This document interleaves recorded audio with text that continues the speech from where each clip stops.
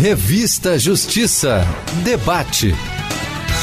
O presidente da República sancionou a Lei 14.125, que trata da responsabilidade civil relativa aos efeitos colaterais pós-vacinação contra a Covid e sobre a aquisição e distribuição de vacinas por empresas e também pelos entes federativos. Vamos ter uma análise jurídica dessa nova norma. Para isso, nós convidamos a professora de Direito Constitucional, doutoranda em Direito, a professora Flávia Bahia. Professora, seja bem-vinda à Rádio Justiça. Bom dia. Muito bom dia, Sérgio. Uma honra estar aqui com vocês novamente. Bom dia, ouvintes da Rádio Justiça. Muito obrigado, a honra é nossa. Também temos a participação do pós-doutor em Direito Constitucional pela Universidade de Santiago de Compostela, na Espanha, professor de Direito Constitucional, Flávio Martins. Professor, seja bem-vindo à Rádio Justiça. Bom dia para o senhor. Bom dia, Sérgio. Bom dia a todos os ouvintes da Rádio Justiça e bom dia também para minha querida colega, professora de Constitucional, Flávia Bahia. É uma honra estar com todos aqui nessa manhã. A honra é nossa também, professor. E vamos começar então, professora Flávia Bahia. Eu gostaria que a senhora fizesse uma introdução a respeito dessa lei, o que ela traz, para que o nosso ouvinte comece a entendê-la. Maravilha. Bom dia também ao professor Flávio, que está aqui com a gente, querido amigo. Bem, caros ouvintes, a Lei 14.125 de 2021, que foi publicada recentemente, no dia 10 de março, é uma norma que traz, na minha opinião, três aspectos muito importantes. O primeiro, o reforço ao federalismo cooperativo de atuação dos entes no combate à Covid-19, com a possibilidade de aquisição das vacinas, por estados, Distrito Federal e municípios. O segundo aspecto, que eu acho também muito importante, é a questão da responsabilidade civil, o seguro que está envolvido aí, eventualmente, quanto aos efeitos colaterais da vacina. E o terceiro aspecto é a possibilidade de que as pessoas jurídicas de direito privado também atuem no combate a Covid-19. Nós estamos diante de uma crise sanitária de proporções internacionais e acho que a colaboração de todos vai gerar uma maior atuação efetiva no combate ao coronavírus. Mas eu queria aproveitar a minha fala inicial para destacar o aspecto federativo, Sérgio, Flávio, caros ouvintes, dessa lei. Por quê?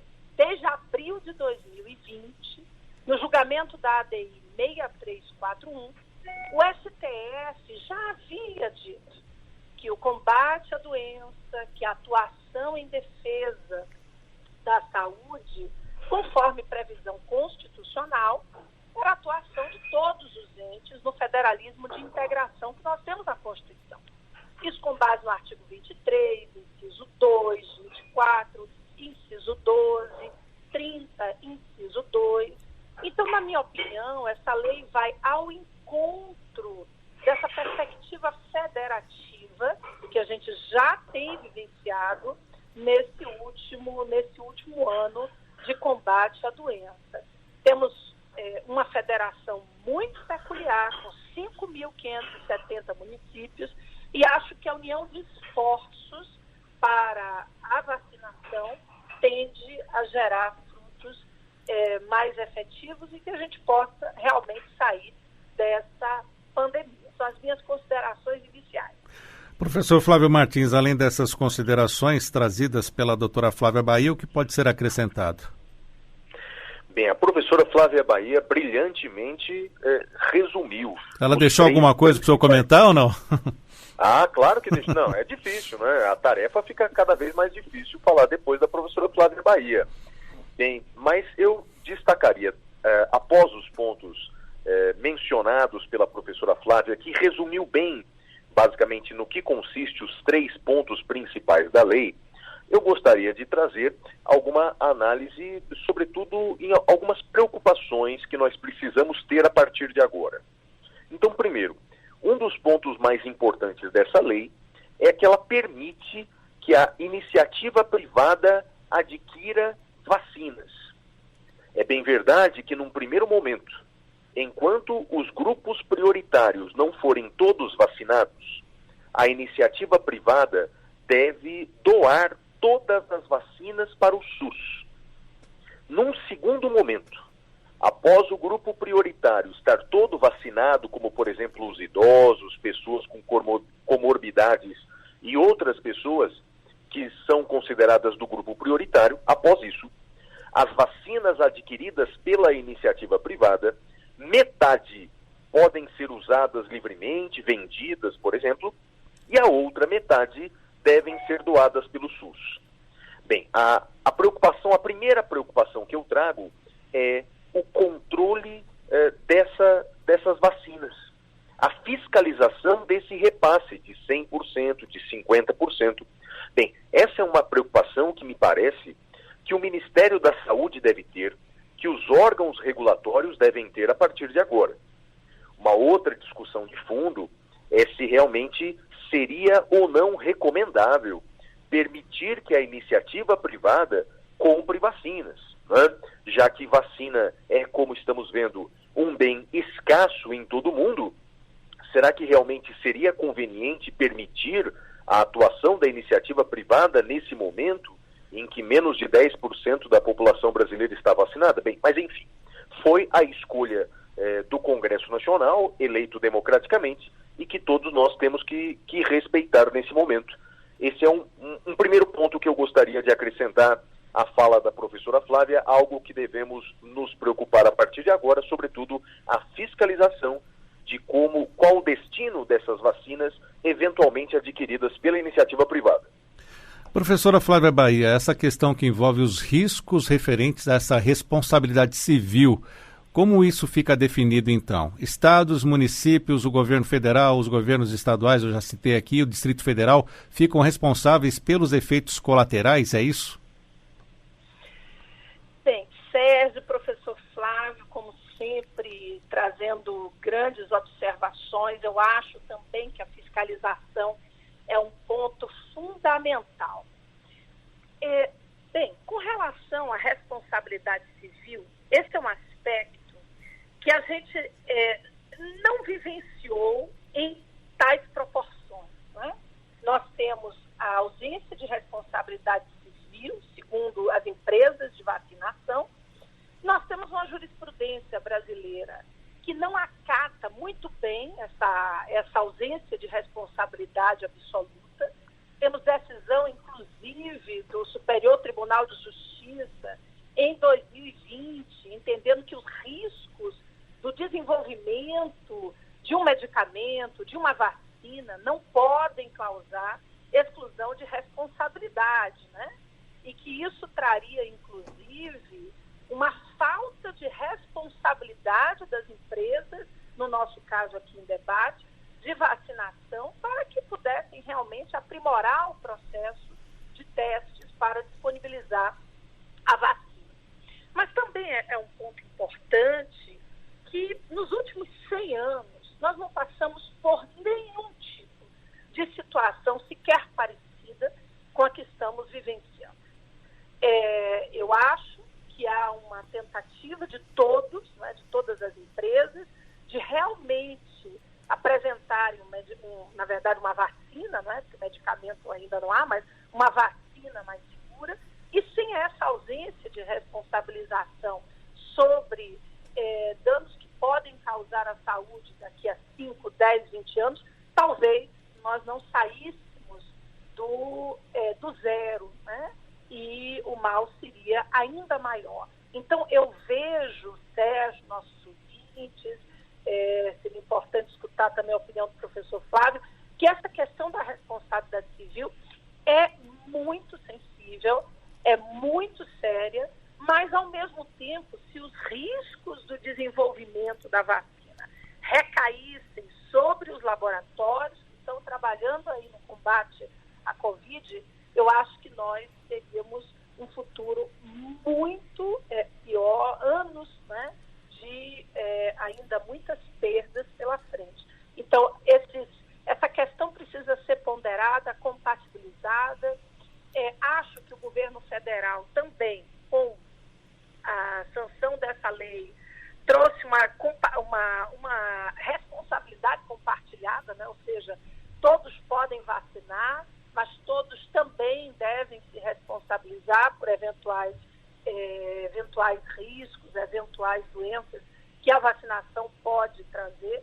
Mas, assim, eu tenho participado de alguns eventos da saúde, que é um tema que muito me interessa, e pelo que eu percebo, os pesquisadores também, isso é importante também relatarmos, né, num debate público, os pesquisadores estão confiantes de que todos os passos, né, adequados para uma vacina segura estão sendo seguidos. Hoje nós temos uma tecnologia, uma ciência mais avançada e temos incentivo privado também, né, que acaba acelerando o processo. Seria importante escutarmos o professor Flávio sobre esse ponto também. Com certeza. Professor Flávio, antes do seu comentário a respeito dessa responsabilidade, o artigo 3º desta lei diz: o Poder Executivo Federal poderá instituir procedimento administrativo próprio para a avaliação de demandas relacionadas a eventos adversos pós-vacinação. E o que o senhor pode dizer disso e do que falta para complementarmos o que já foi lançado pela professora Flávia Bahia?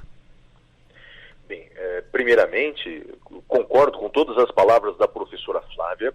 Primeiro, eu gostaria de lembrar o ouvinte da TV Justiça que no Brasil se tem alardeado muito a questão de efeitos colaterais possíveis do processo de vacinação, mas eu queria lembrar que grande parte do mundo já tem vacinado um percentual significativo da sua população, e eu queria destacar, por exemplo, Israel e Estados Unidos, né, que são dois países que despontam aí no processo de vacinação, e felizmente os registros até agora de efeitos colaterais da vacina são muito reduzidos. Então eu queria lembrar primeiro o nosso ouvinte de que os benefícios trazidos pela vacina são muito, mas muito superiores aos possíveis e poucos efeitos colaterais que ela vem gerando até agora. A ponto de os Estados Unidos, né, que tem vacinado aí cerca de 3, 4 milhões de pessoas por dia, os Estados Unidos hoje já têm uma mortalidade menor do que a brasileira em números efetivos, sendo que tem quase o dobro da nossa população. Então, a resposta disso é vacina. Então, portanto, a vacina, ela está salvando vidas. Mas, claro, como é um medicamento, ela pode ter efeitos colaterais, como já foram registrados casos de reações alérgicas, por exemplo. O que a lei primeiramente diz é que cabe, portanto, ao Estado a responsabilidade civil, ou seja, cabe ao Estado brasileiro indenizar as pessoas que eventualmente tiverem uma reação alérgica, um efeito colateral. O que eu gostaria de acrescentar também é o seguinte: isso não é uma novidade total no direito brasileiro, porque vacinas, felizmente, há muitos anos. E efeitos colaterais também há. O Superior Tribunal de Justiça e o STF chegaram já a decidir a questão da responsabilidade civil em efeitos colaterais de outras vacinas, como, por exemplo, a vacina para a gripe. Já houve casos de efeitos colaterais.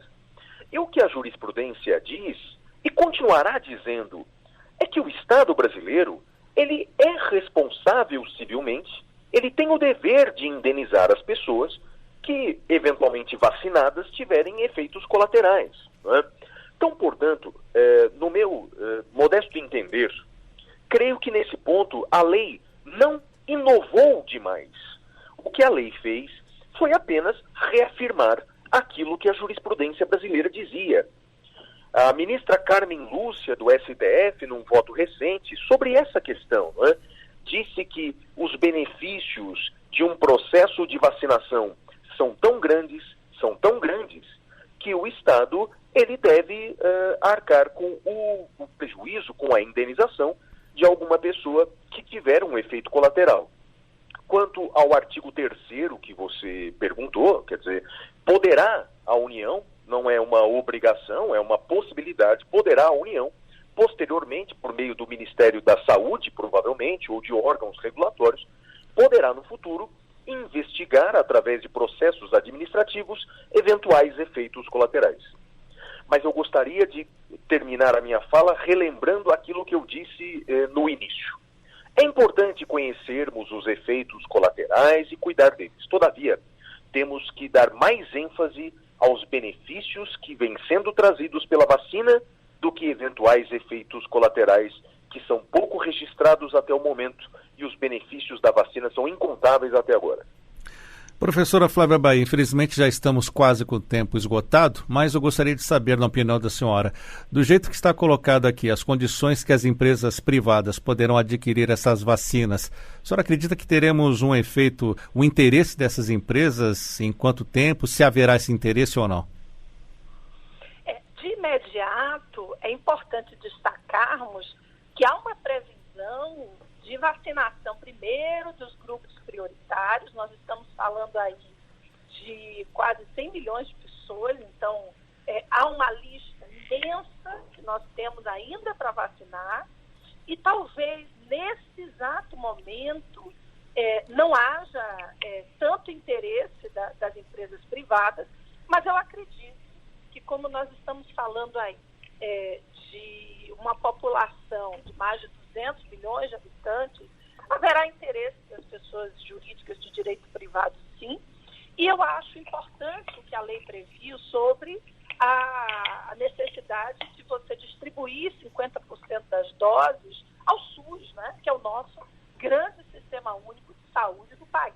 E eu queria também, Sérgio, aproveitar esse final da minha fala para ratificar o posicionamento do professor Flávio. Eu também entendo que os benefícios da vacina são muito superiores aos eventuais riscos.